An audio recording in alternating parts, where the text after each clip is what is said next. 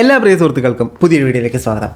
ഞാൻ ഈ വീഡിയോ ഇപ്പോൾ മൂന്നാമത്തെ തവണ എടുക്കുന്നത്. പൊതുവേ ഇതൊരു നിമിത്തമാണ്. ഒരു പക്ഷേ എനിക്ക് ഈ വീഡിയോയ്ക്ക് അതിഭീകരമായ ഹെയ്റ്റ് വന്നേക്കാം. ഓക്കെ, ഞാനിന്ന് സംസാരിക്കാൻ പോകുന്നത് രേണുസുതിയുമായി ബന്ധപ്പെട്ട ഒരു വിഷയത്തെക്കുറിച്ചിട്ടാണ്. ഡയറക്റ്റ് രേണുസുതിയെക്കുറിച്ചിട്ടല്ല, അതുമായിട്ട് ബന്ധപ്പെട്ട കുറച്ച് കാര്യങ്ങൾ. അപ്പോൾ ഈ വിഷയങ്ങളെക്കുറിച്ച് പറയുന്നതിന് മുമ്പേ നമ്മൾ കുറച്ച് നാളൊന്ന് ഫ്ലാഷ് ബാക്കിലേക്ക് പോകണം. ഒരു 3-4 മാസം മുമ്പ് ഈ ഫ്ലാഷ് ബാക്കിൽ സംഭവിക്കുന്നത് രേണുവിനെ അനുകൂലിച്ച് കുറച്ച് ആളുകളും രേണുവിനെ പ്രതികൂലിച്ച് കുറേ ആളുകളും ഉണ്ടായിരുന്നു.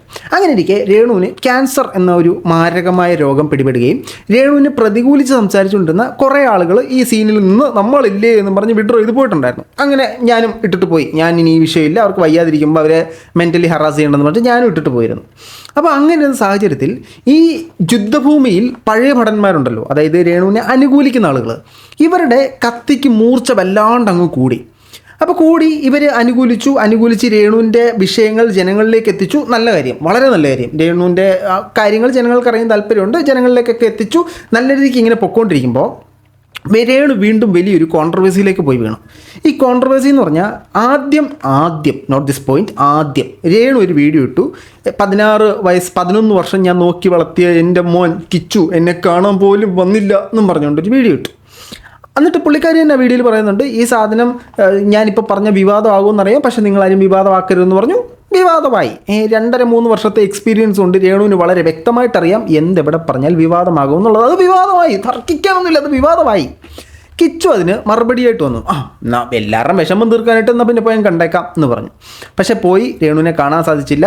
തിരിച്ചു വന്നതിന് ശേഷം രേണുവിനെ അനുകൂലിച്ചുള്ള ഭടന്മാരിലൊരുത്തൻ രേണുവിനെ സപ്പോർട്ട് ചെയ്ത് വീഡിയോയുമായി രംഗത്തേക്ക് വന്നു. കിച്ചുവിനെ പുറഞ്ഞ കുറ്റം പറഞ്ഞു. അപ്പോൾ കിച്ചു ഇതിന് മറുപടി വീഡിയോ ആയിട്ട് വന്നു. നമ്മുടെ സബ്സ്ക്രിപ്ഷനിലുള്ള ഇന്ന സാമാനങ്ങൾ ഇട്ടത് കൊണ്ടാണ് ഞാൻ എതിർത്തതെന്ന് പറഞ്ഞു. അതിന് രേണു വന്നിട്ട് കുറച്ച് കാര്യങ്ങൾ പറഞ്ഞു. ഇത്രയും വരെ നമ്മൾ ഇന്നലെ പറഞ്ഞ് നിർത്തിയ സാധനമാണ്. ഇന്നിപ്പോൾ പുതിയൊരു സാധനം വന്നു, രേണു കയറി തൂങ്ങി എന്ന് പറഞ്ഞിട്ടൊരു സാധനം. ഈ വീഡിയോ പുറത്ത് വിട്ടതാരാ? രേണുവിനെ അത്യാസന്നത നിലയിൽ ICUവിലാണെന്ന് പല ആൾക്കാരും പറഞ്ഞപ്പോൾ അങ്ങനെ വലിയ പ്രശ്നമൊന്നുമില്ല, കീമോ ചെയ്തപ്പോഴത്തേനും വോമിറ്റ് ചെയ്ത് അങ്ങനെ ആക്കിയതാന്നൊക്കെ പറഞ്ഞിട്ട് ഉള്ള പുള്ളിക്കാരനാണ് വന്നത്. അതിനുശേഷം പുള്ളിക്കാരനും സജീനയും തമ്മിൽ സംസാരിക്കുന്നൊരു വോയിസ് ഒക്കെ പുറത്ത് വന്നിട്ടുണ്ടായിരുന്നു. അതൊന്നും ഞാൻ വാരി വലിച്ച് വെളിയിലോട്ട് ഇടുന്നില്ല. അപ്പോൾ പുള്ളിക്കാരൻ ഇപ്പോൾ പറയുന്ന കറണ്ട് വിഷയം നമുക്കൊന്ന് കേട്ടിട്ട് നമുക്ക് ശാരീരികയിലേക്ക് പോകാം. അത് ഞാൻ പുള്ളിക്കാരൻ പറയാം, നമുക്ക് കേൾക്കാം കേട്ടോ. നമസ്കാരം, എൻ്റെ പേര് അൻഷാദ്. ഞാൻ രേണുസുതിയുമായിട്ട് ബന്ധപ്പെട്ട ഒരു കാര്യം പറയാനാണ് വീണ്ടും ഈ വീഡിയോ ചെയ്യുന്നത്. രേണു ഇന്ന് ഹോസ്പിറ്റലായിരുന്നു. രേണുവിന് ക്യാൻസറാണ്, എല്ലാവർക്കും അറിയാലോ. പക്ഷേ ഇന്ന് ഹോസ്പിറ്റലിൽ പോയത് ക്യാൻസറുമായിട്ട് സംബന്ധിച്ചിട്ടുള്ള ഒരു കാര്യത്തിനായിരുന്നില്ല. രേണു ഒന്ന് രാവിലെ കയറി ഒന്ന് തൂങ്ങിയായിരുന്നു ഫാനിൽ. അപ്പം രേണുവിൻ്റെ ചേച്ചിയുടെ ഭർത്താവ് ലിബു കണ്ടതുകൊണ്ട് മാത്രമാണ് രക്ഷപ്പെട്ടുള്ളത്. അല്ലെങ്കിൽ ഇന്ന് ഈ നേരത്തെ ആ കൊച്ചിനെ പെട്ടിയിൽ വയ്ക്കായിരുന്നു. കാരണം ചോദിച്ചപ്പോൾ അവൾ പറഞ്ഞതാണ് ഏറ്റവും കൗതുകകരമായിട്ട് എനിക്ക് തോന്നിയത്. ഇവളുടെ മൂത്ത മകനെന്ന് അവകാശപ്പെടുന്ന ഒരു പരനാറിയുണ്ട്. അവനെ അങ്ങനെ തന്നെ വിളിക്കണം, വേറെ നാറിയാണ്. എന്തിനാണ് അവനെ മാത്രം നമ്മൾ ഈ പരനാറി എന്നുകൊണ്ട് അഭിസംബോധന ചെയ്യുന്നത്? ഈ അവൻ്റെ പ്രവർത്തികളെ തെറ്റായിട്ട് തോന്നാൻ, അവൻ ചെയ്തത് തെറ്റാണെന്ന് തോന്നാൻ ഒരു കാരണം ഉണ്ടായല്ലോ. അതെന്താ? ഈ പറയുന്ന രേണു അവനോട് കറക്റ്റായിട്ടാണോ നിന്നിരുന്നത്? നമ്മൾ പറയുമ്പോൾ നിഷ്പക്ഷമായി പറയണം. ഇതിനകത്ത് രണ്ടുപേരും തെറ്റുകാരാണ്. രേണുവിനും കിച്ചുവിനും സാമ്പത്തികമല്ലാതെ പരസ്പരം ഒരു ബന്ധവുമില്ല. ഇവർക്കിടയിൽ ഒരു മാതൃസ്നേഹമോ, ഇപ്പോൾ ആ അമ്മയുടെ വയറ്റിൽ തന്നെ ജനിക്കണമെന്നൊന്നുമില്ല ഒരു അമ്മയോട് സ്നേഹം തോന്നാൻ. ഒരു നമുക്കറിയാവുന്ന ഒരാളോട് നമുക്കൊരു സ്നേഹം തോന്നണമെങ്കിൽ അതിനൊരു റീസൺ വേണമെന്നില്ല, അത് അവർക്കൊരു സ്നേഹമാണ് വരേണ്ടത്. പക്ഷേ ഇവിടെ കിച്ചുവിനും അങ്ങോട്ട് പ്രത്യേകിച്ച് സ്നേഹമൊന്നുമില്ല, രേണുവിന് തിരിച്ചും ഇങ്ങോട്ട് സ്നേഹമൊന്നുമില്ല. പക്ഷേ ഇതിനകത്തൊരു സാധനം, കിച്ചു പലപ്പോഴും രേണുവിനെതിരെ പറഞ്ഞപ്പോൾ ഞാനും കിച്ചുവും തമ്മിൽ ഭയങ്കര അടുപ്പമാണ്, അവൾ ഭയങ്കര ക്ലോസാണ്. ആ ഒരു സാധനമാണ് ബിൽഡ് ചെയ്യാൻ ശ്രമിച്ചത്.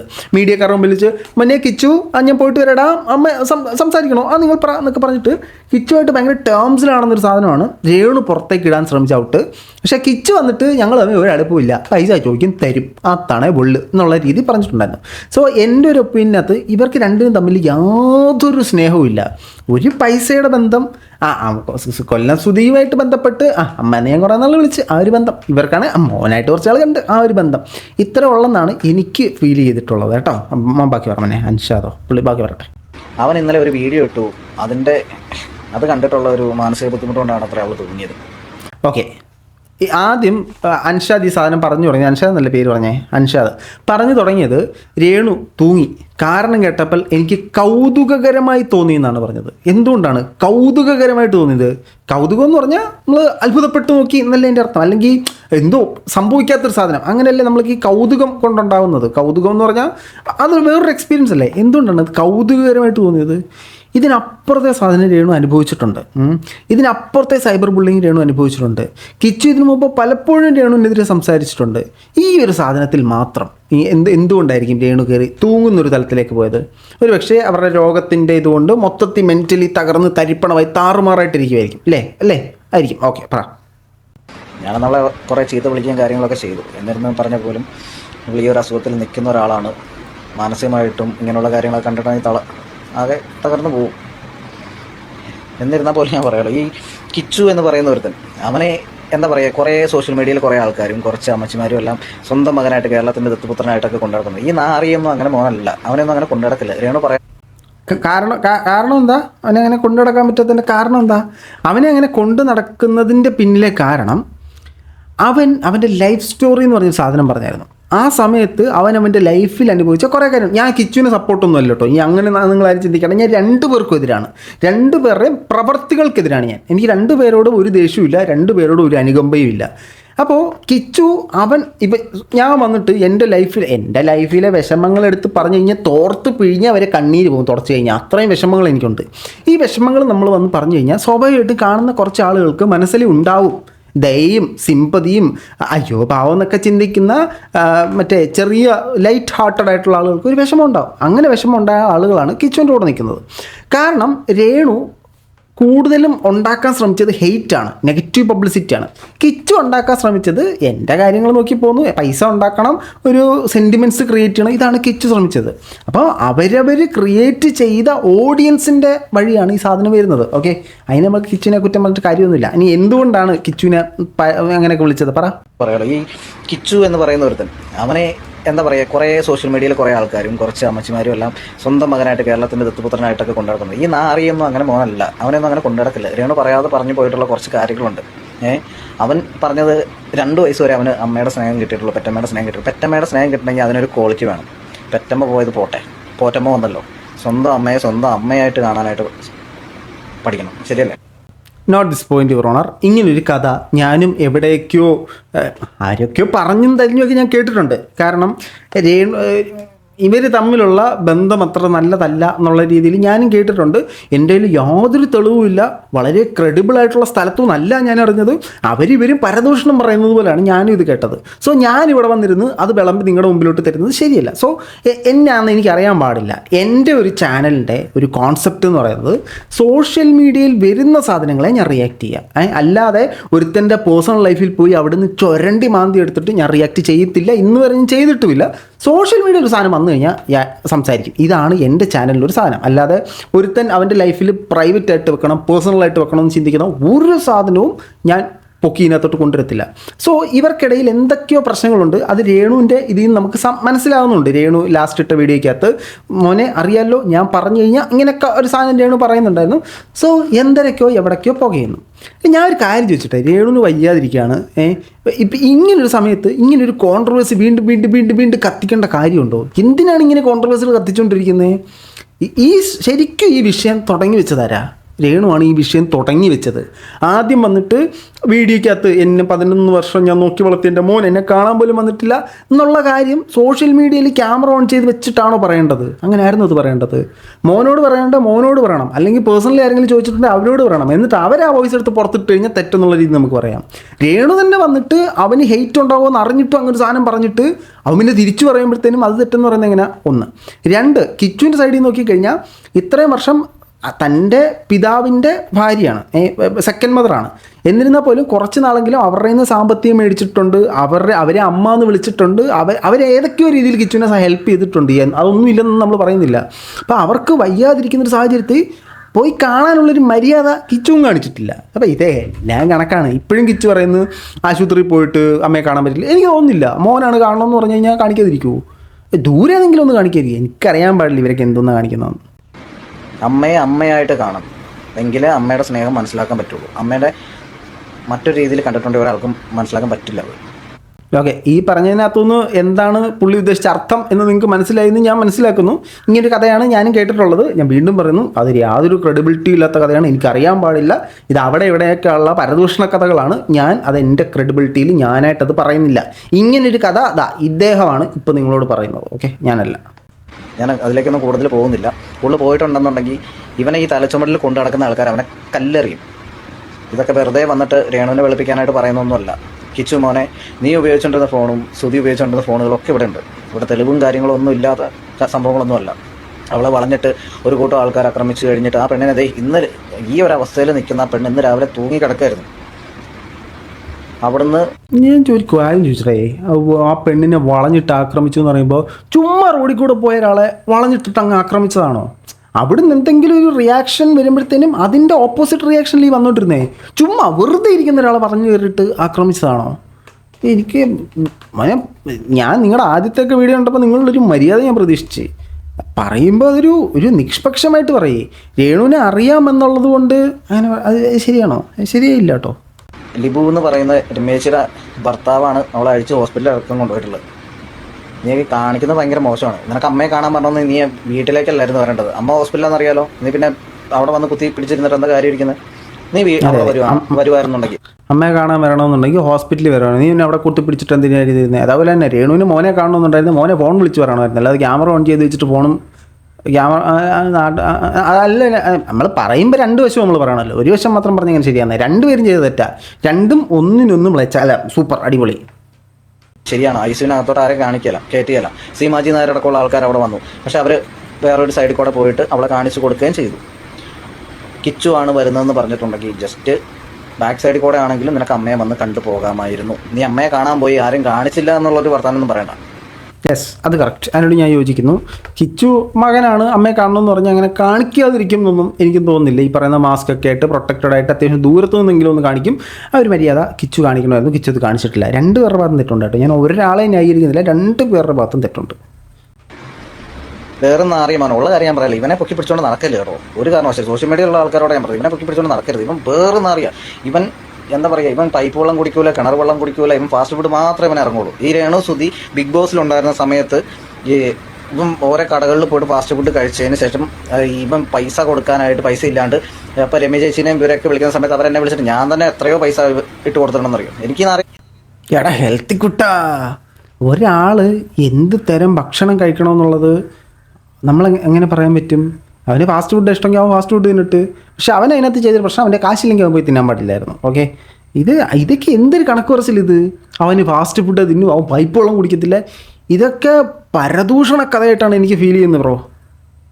നേരിട്ട് പരിചയമില്ല, എനിക്ക് ഇവനെ പരിചയപ്പെടാനോട്ട് താല്പര്യമില്ല. ഇങ്ങനെ നാറിയ മക്കളൊന്നും പരിചയപ്പെട്ടിട്ട് ഒരു കാര്യമില്ല. ഇവനെ സത്യസന്ധമായിട്ട് ഞാൻ പറയും, സോഷ്യൽ മീഡിയ ഉള്ള എല്ലാവരോടും ഞാൻ പറയും, ഇവനെ ഒരിക്കലും എന്താ പറയുക, സുധി എന്ന് പറയുന്ന മനുഷ്യനെ നമുക്ക് എല്ലാവർക്കും ഇഷ്ടമാണ്, നമുക്ക് എല്ലാവർക്കും ഇഷ്ടമുള്ളതാണ്. പക്ഷേ ഇവൻ അങ്ങനെ ഒരു മോനല്ല. ഇവനെ കൂടെ ചേർത്ത് പിടിക്കേണ്ട ഒരു മുതലുമല്ല. അതിപ്പോൾ രേണുവിനെതിരെ ഇന്നലെ ഒരു വീഡിയോ ചെയ്തുകൊണ്ട് ഞാൻ മാത്രം പറയുന്നതല്ല. ഓക്കെ, പല കാര്യങ്ങളും അറിയാവുന്നത് കൊണ്ടാണ് പുള്ളി അത് പറയുന്നത്. പല കാര്യങ്ങളും നമുക്കറിയത്തില്ല. ഇപ്പോൾ ഭയങ്കര പ്രോ രേണു രീതിയിൽ ഇത് പ്രസൻറ്റ് ചെയ്ത പോലെ എനിക്ക് തോന്നി. നമ്മൾ തെറ്റ് പറയുമ്പോൾ രണ്ട് പേരുടെ സൈഡിലെ തെറ്റ് പറയണം, ശരി പറയുമ്പോൾ രണ്ട് പേരുടെ സൈഡിലേയും ശരി പറയണം. കിച്ചു ചെയ്തത് ശരിയല്ല എന്ന് പറയുമ്പോഴത്തേനും രേണു ചെയ്തതെല്ലാം ശരിയാണോ എന്നൊരു ചോദ്യം കൂടെ ഉണ്ട്. അത് ഞാൻ രേണുവിനെ കുറ്റപ്പെടുത്തുന്നല്ല. രേണുവിൻ്റെ സൈഡിലും ശരികളുമുണ്ട് തെറ്റുകളുണ്ട്, കിച്ചുവിൻ്റെ സൈഡിലും അവരുടേതായ ശരികളുമുണ്ട് തെറ്റുകളുണ്ട്.